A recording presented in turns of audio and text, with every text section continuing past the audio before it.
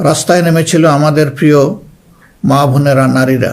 রাস্তায় নেমেছিল শ্রমিক, কৃষক, সর্বস্তরের ভাইয়েরা এবং সকল মেহনতি মানুষেরা। ফেসিবাদ বিরোধী বিভিন্ন রাজনৈতিক দলের নেতাকর্মীরাও তখন আমরা একাকার হয়েছিলাম। শিক্ষক ও প্রকৌশলী, ডাক্তার সহ বিভিন্ন শ্রেণী পেশার মানুষ তখন রাস্তায় নেমে এসেছিলেন। দেশপ্রেমিক সশস্ত্র বাহিনীর সদস্যরাও সে সময় অত্যন্ত প্রশংসনীয় এবং দায়িত্বপূর্ণ ভূমিকা পালন করেছেন। আমরা জুলাই আর চাই না।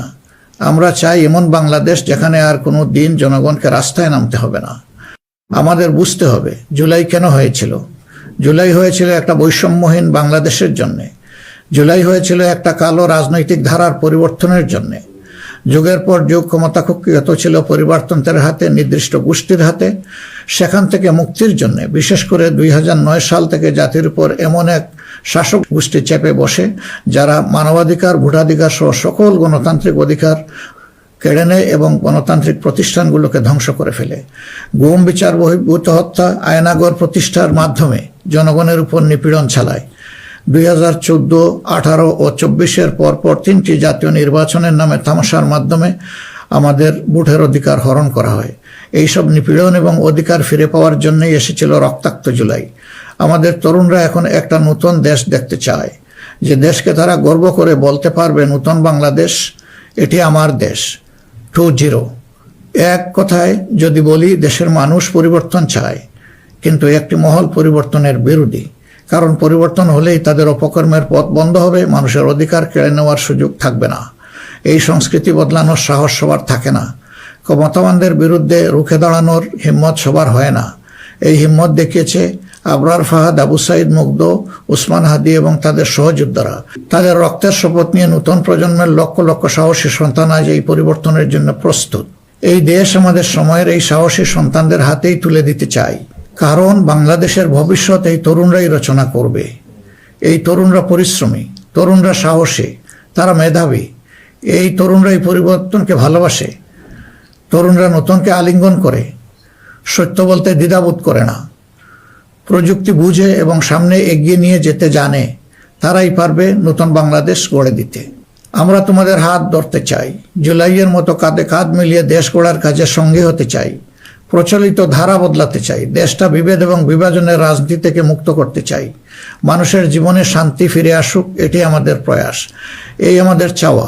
সবাইকে নিয়ে ঐক্যের বাংলাদেশ গড়তে চাই। এমন বাংলাদেশ যেখানে কেবল পারিবারিক পরিচয়ে কেউ দেশের চালকের আসনে বসতে পারবে না। এমন বাংলাদেশ যেখানে রাষ্ট্র হবে সবার, সরকার হবে জনগণের। প্রিয় দেশবাসী, জনগণ চায় একটু নিরাপত্তা, সুশাসন আর ইনসাফ। তাই আগামীর বাংলাদেশকে এসব অঙ্গীকার এবং মূল্যবোধের আলোকে সাজাতে চাই। রাষ্ট্রের মৌলিক কিছু সংস্কারের লক্ষ্যে জুলাই বিপ্লব পরবর্তী সরকার কিছু পদক্ষেপ গ্রহণ করেছিল, কিন্তু তা সম্পূর্ণ বাস্তবায়িত হয়নি। এই বাস্তবায়ন সম্ভব হবে আগামীতে যে গণভোট, সেই গণভোটে আমরা যদি আমাদের মূল্যবান ভোট দিয়ে হা বলি, তাহলে সংস্কার প্রক্রিয়া তার পূর্ণতা পাবে ইনশাআল্লাহ। আমরা এই জন্যই জনগণকে বলবো যে গণভোটে হা বলুন এবং সংস্কারতে আলিঙ্গন করুন। আমাদের সন্তানদের স্বপ্ন পূরণে আপনিও গুরুত্বপূর্ণ অংশীদার হন। নতুন বাংলাদেশের আকাঙ্ক্ষার আলোকে আমাদের পরিকল্পনা, কর্মসূচি, অঙ্গীকার আপনাদের নিকট স্পষ্ট করার চেষ্টা করেছি। বাংলাদেশে আমরাই প্রথম পলিসি সামিটের মাধ্যমে রাষ্ট্র পরিচালনার নীতি কৌশল জনগণের সামনে তুলে ধরেছি। আমাদের নির্বাচনী ইশতেহারে এর প্রতিফলন রয়েছে। এই প্রক্রিয়ায় অনেকেই আমাদেরকে সহযোগিতা করেছেন, তাদের প্রতি আমরা কৃতজ্ঞ। এছাড়াও আমরা সমাজের বিভিন্ন শ্রেণী পেশার মানুষের সাথে কথা বলেছি, বসেছি এবং তাদের মূল্যবান মতামত, পরামর্শ আমরা গ্রহণ করেছি। আমরা সুযোগ পেলে, মহান আল্লাহর ইচ্ছায়, জনগণের ভালোবাসায় সরকার গঠন করলে প্রথম দিনে ফজরের নামাজ পড়েই আমরা আমাদের পরিকল্পনা বাস্তবায়ন শুরু করব ইনশাআল্লাহ। প্রিয় দেশবাসী, আমাদের শাসক শ্রেণী সরকারি পদে নির্বাচিত হওয়ার পর নিজেদেরকে দেশের মালিক গণ্য করেছে। ফলে রাষ্ট্রীয় সম্পদ, পদ, পদবি, নীতি, প্রতিষ্ঠান সবকিছু ব্যক্তিগত ও দলীয় স্বার্থ হাসিলের উপায় হিসাবে অন্যায়ভাবে ব্যবহার করা হয়েছে। এর ফলে চুরি ও দুর্নীতি, স্বজনপ্রীতির মাধ্যমে প্রতারিত করে জনগণের সম্পদ লুণ্ঠন করা হয়েছে। উন্নয়ন প্রকল্প ব্যক্তিগত ও দলীয় লুণ্ঠনের সিঁড়ি হিসাবে ব্যবহৃত হয়েছে। এই ব্যবস্থার অবসান ঘটানোই আমাদের প্রধান লক্ষ্য। আলহামদুলিল্লাহ, অতীতে জামাতে ইসলামী থেকে যারা জনপ্রতিনিধি হিসাবে সংসদ, সরকার ও স্থানীয় সরকারের দায়িত্ব পালন করেছেন, তারা কেউই দুর্নীতির দায়ে অভিযুক্ত হননি। তারা দক্ষতার সাথে দায়িত্ব পালন করেছেন। আপনারা দেশের মানুষ তারই সাক্ষী। প্রিয় দেশবাসী, আগামী জাতীয় সংসদ নির্বাচন জাতিকে একটি নতুন স্বপ্নের দিকে নিয়ে যাওয়ার এক মহা সুযোগ হিসাবে এসেছে। যেসব সমস্যা আমরা বিগত দিনে সমাধান করতে পারিনি, যে লুটেরা গোষ্ঠীকে আমরা নিয়ন্ত্রণ করতে পারিনি, সেসব সমস্যার সমাধান এবং লুটেরা গোষ্ঠীর নিয়ন্ত্রণের সুযোগ হচ্ছে আগামী নির্বাচন। তাই জনগণকে ঠিক করতে হবে আমরা আমাদের নিজেদের জন্য, আমাদের তরুণ প্রজন্মের জন্য, আমাদের নারীদের জন্য, বয়স্ক মানুষের জন্য, প্রান্তিক জনপদের জন্য, শ্রমিকের জন্য, উদ্যোক্তাদের জন্য কোন বাংলাদেশ চাই। আমাদেরকে প্রশ্ন করতে হবে, আমরা কি সমাজে শৃঙ্খলা প্রতিষ্ঠা করতে চাই? আমরা কি নিয়ম নীতি শান্তির রাষ্ট্র প্রতিষ্ঠা করতে চাই? আমরা কি উন্নত দেশ হতে চাই? আমরা কি শোষণ, জুলুম, দুর্নীতি, চাঁদাবাজ মুক্ত রাষ্ট্র চাই? আমাদেরকে ভাবতে হবে, আমরা কি রাষ্ট্রীয় প্রতিষ্ঠানকে জবাবদিহিতার আওতায় আনতে চাই? যোগ্যতা ও সততাকে সরকারি পদের জন্য মৌলিক শর্ত করতে চাই? আমরা কি আমাদের জাতীয় সক্ষমতা ও সৃজনশীলতা বৃদ্ধি করতে চাই? এসব বিষয়ে যদি আমরা ইতিবাচক পরিবর্তন দেখতে চাই, তাহলে আমাদেরকে আগামী নির্বাচন নিয়ে নৈতিকভাবে ভাবতে হবে। রাজনৈতিকতার ফুলঝুরির বাইরে এসে বাস্তবতার আলোকে সৎ ও দক্ষ নিষ্ঠাবান নেতৃত্ব প্রতিষ্ঠা করতে হবে।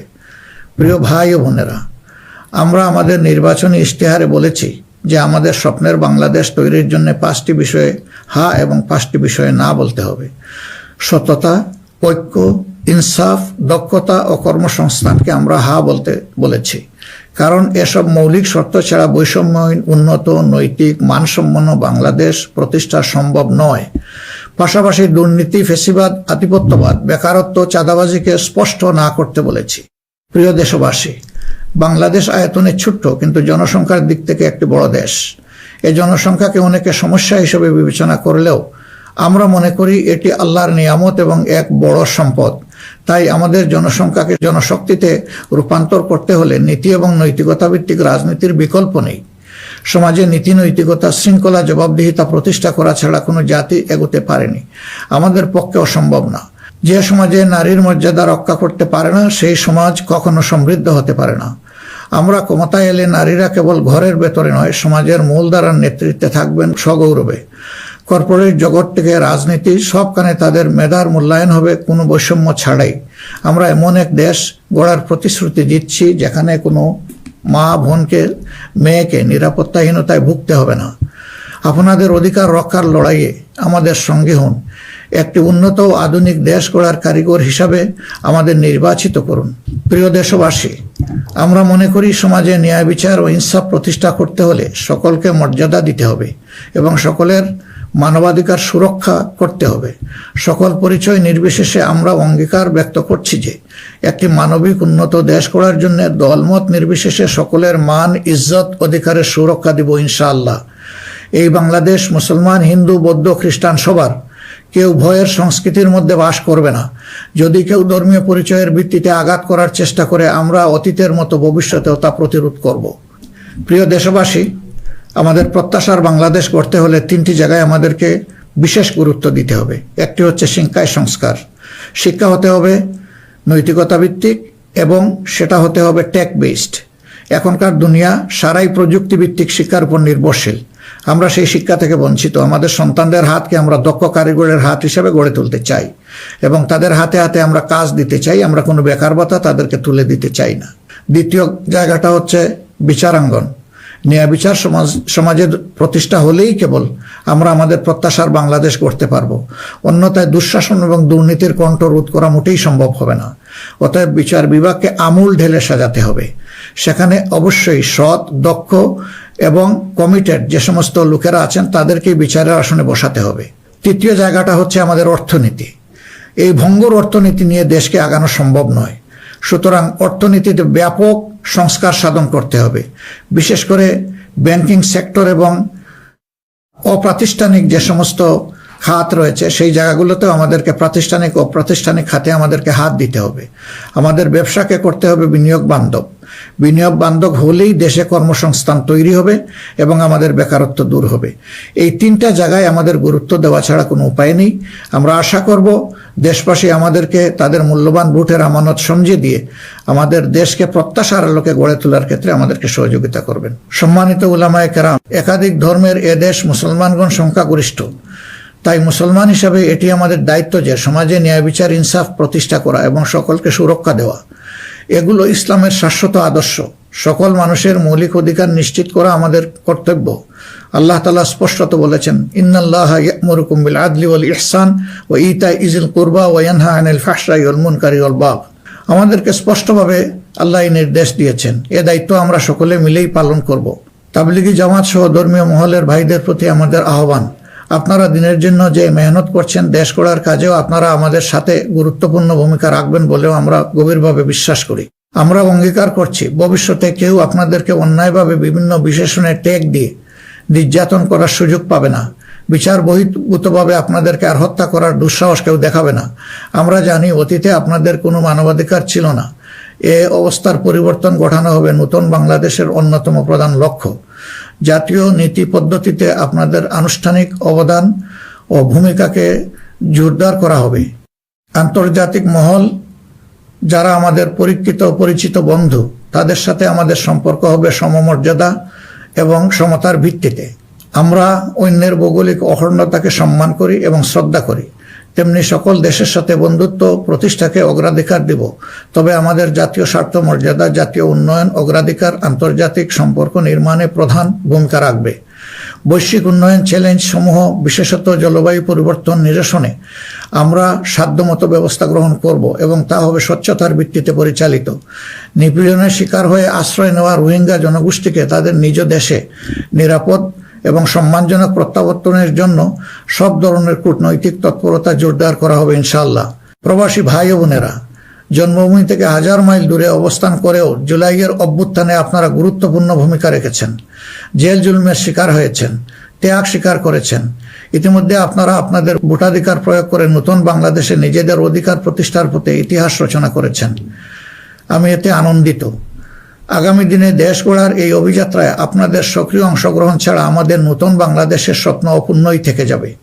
আমরা চাই প্রবাসীদের অধিকার এবং মর্যাদা রাষ্ট্রীয়ভাবে নিশ্চিত করতে। সে লক্ষ্যেই প্রবাসীদের জন্য ভলান্টিয়ার প্রতিনিধি নির্বাচন করা হবে, যারা প্রবাসীদের বিভিন্ন সুযোগ সুবিধা, সেবা এবং সমস্যার বিষয়ে দূতাবাস বা হাইকমিশনের সাথে সরাসরি সমন্বয় করে প্রবাসীদের স্বার্থে উপদেষ্টা ও প্রতিনিধি হিসাবে কাজ করবে। তাছাড়াও বাংলাদেশের বাইরে যেখানে যেখানে সমস্যা রয়েছে, যেমন ইংল্যান্ডে ম্যানচেস্টার ফ্লাইট বন্ধ করে রাখা হয়েছে, আমরা কথা দিচ্ছি আর কোনো ফ্লাইট বন্ধ হবে না, বরঞ্চ পূর্বের চালু ফ্লাইটগুলো আমরা আবার ফিরিয়ে নিয়ে আসব।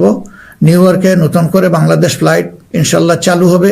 এরকম দুনিয়ার যে যে জায়গায় এই ফ্লাইটগুলো চালু হওয়া দরকার তা আমরা নিশ্চিত করার ব্যাপারে বদ্ধপরিকর। দেশ আর পিছনের দিকে যাবে না, দেশ এগিয়ে যাবে সামনের দিকে ইনশাআল্লাহ। প্রবাসী ভাইয়েরা যখন বিদেশে মৃত্যুবরণ করেন তখন অত্যন্ত অসহায় অবস্থা তাদের লাশ উপেক্ষিত হয়। আমরা কথা দিচ্ছি, যারা আমাদের রিমিটেন্স যোদ্ধা তারা আমাদের গর্বের ধন। কেউ যদি আল্লাহর ইচ্ছায় বিদেশে ইন্তেকাল করেন, আমরা অত্যন্ত সম্মানের সাথে আমাদের কাঁধে করে তাদের লাশ দেশে বয়ে নিয়ে আসবো ইনশাআল্লাহ। আমাদের প্রবাসীরাও জাতীয় সংসদে আনুপাতিক হারে ইনশাআল্লাহ তাদের প্রতিনিধিত্ব আমরা নিশ্চিত করার পক্ষে।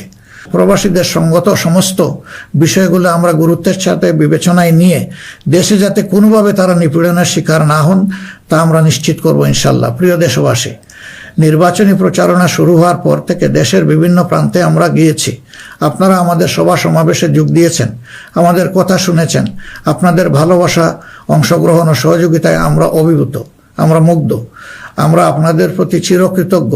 আমাদের নির্বাচনী প্রচারণা বা অন্যান্য কার্যক্রমে কেউ কষ্ট পেয়ে থাকলে আপনাদের কাছে আমরা ক্ষমা প্রার্থী। আগামী নির্বাচন সুষ্ঠুভাবে আয়োজন করা সকল রাজনৈতিক দলের নৈতিক দায়িত্ব। তাই আমাদের আহ্বান হবে নির্বাচনী আচার আচরণ বিধিগুলোকে সম্মান জানানো এবং প্রতিদ্বন্দ্বী রাজনৈতিক দলের বৈধ অধিকারকে সম্মান করা। সুষ্ঠু নির্বাচন আয়োজনের মাধ্যমে রাজনৈতিক স্থিতিশীলতা নিশ্চিত করা হবে আমাদের রাজনৈতিক অঙ্গীকার। প্রশাসন ও আইন শৃঙ্খলা রক্ষাকারী বাহিনীর সদস্যরা নিরাপত্তার দায়িত্ব তারা পালন করেছেন অত্যন্ত নিষ্ঠার সাথে। আমাদের সাংবাদিক ভাই এবং বোনেরাও অনেক কষ্ট করে আমাদের বিভিন্ন অনুষ্ঠান কভার করেছেন। আপনাদের প্রতি গভীরভাবে আমরা কৃতজ্ঞ। আপনাদের ঋণ শোধ করতে পারবো না, আপনারা ভালো থাকবেন। আমাদের দলের বিভিন্ন পর্যায়ে নেতাকর্মী, শুভাকাঙ্ক্ষী এবং নির্বাচনী জোটের নেতৃবৃন্দ কর্মীগণ নিরলস পরিশ্রম করে যাচ্ছেন, আর্থিক ত্যাগ করেছেন। শেরপুরে আমার ভাই রেজাউল করিম প্রতিপক্ষের নির্মম আঘাতে শাহাদত বরণ করেছেন। আল্লাহ রাব্বুল আলামিন তার এই ত্যাগকে কবুল করুন এবং তাকে শহীদ হিসাবে কবুল করুন। আমাদের ভাই জনাব মোহাম্মদ নুরুজ্জামান বাদল, যিনি শেরপুর 3 আসনের প্রার্থী ছিলেন, তিনি ইন্তেকাল করেছেন। আল্লাহ তাকে উত্তম পুরস্কার দিন এবং জান্নাত নসিব করুন। প্রিয় দেশবাসী, আমরা আন্তরিকভাবে বিশ্বাস করি যে রাষ্ট্রীয় দায়িত্ব হচ্ছে আমানত। রাষ্ট্রীয় দায়িত্ব কোনো উপভোগের বিষয় নয়। সর্বাবস্থায় আমরা স্মরণে রাখব আমরা প্রত্যেকে দায়িত্বশীল এবং আমাদের দায়িত্বের ব্যাপারে জিজ্ঞাসাবাদ করা হবে। আমরা হযরতে ওমরের সেই বিখ্যাত উক্তি ও দায়িত্বশীলতা মনে রাখব যে ফুরাত তীরে একটি কুকুর না খেয়ে যদি মরে তাহলে তার জন্যও তাকে জবাবদিহি করতে হবে। আল্লাহর নির্দেশ অনুসারে আমরা ন্যায় বিচার প্রতিষ্ঠায় অঙ্গীকারবদ্ধ থাকব ইনশাআল্লাহ। আশা করি আপনারা আমাদের অঙ্গীকার ও স্বপ্নকে বিশ্বাস করে জাতীয় সংসদ নির্বাচনে আমাদের প্রতি সমর্থন জানাবেন। আগামী 12 ফেব্রুয়ারি তারিখে জামাতে ইসলামের প্রার্থীদেরকে দাঁড়িপাল্লা মার্কায় এবং যেসব অঞ্চলে 11 দলীয় অপরাপর প্রার্থী রয়েছেন তাদেরকে আপনারা আপনাদের এলাকায় ইনশাআল্লাহ মূল্যবান ভোট দিয়ে নির্বাচিত করবেন। এই আকুল আবেদন আপনাদের সকলের প্রতি রাখলাম। আল্লাহ পরিবর্তনের এক মহা সুযোগ আমাদেরকে এনে দিয়েছেন। আসুন সেটা কাজে লাগাই। বিগত দিনের রাজনীতি পরিহার করি, একটি নতুন বাংলাদেশ তৈরি করি যেখানে সবাই মান ইজ্জত ও মর্যাদা নিয়ে বাস করবে। আমরা আমাদের তরুণ সমাজকে সমাজের ককপিটে বসিয়ে দিতে চাই। বাংলাদেশ নামের উড়োজাহাজটি তারাই চালাবে, তারাই হবে ক্যাপ্টেন, তারাই হবে এটার পাইলট। আমরা গিয়ে বসবো প্যাসেঞ্জার সিটে। হে তরুণরা, তোমরা তৈরি হয়ে যাও। এই দেশ তোমাদের জন্যে, এই দেশ তোমাদের হাতেই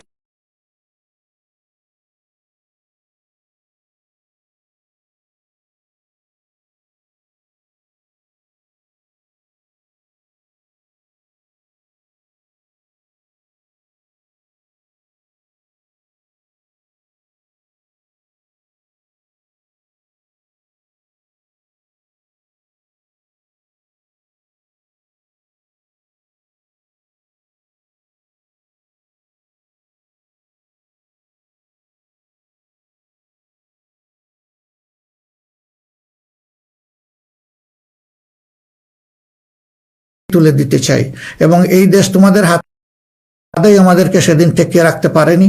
ইনশাআল্লাহ আগামীতেও কোনো বাধা আমাদেরকে টেকিয়ে রাখতে পারবে না। আমরা আমাদের প্রিয় জনগণের এবং আমরা বিশ্বাস করি আমাদের জনগণ আমাদেরকে ভালোবাসে। জনগণের এই ভালোবাসায় আমরা অভিভূত এবং আমরা পূর্ণ আস্থা রাখি আমাদের জনগণের রায়ের প্রতি।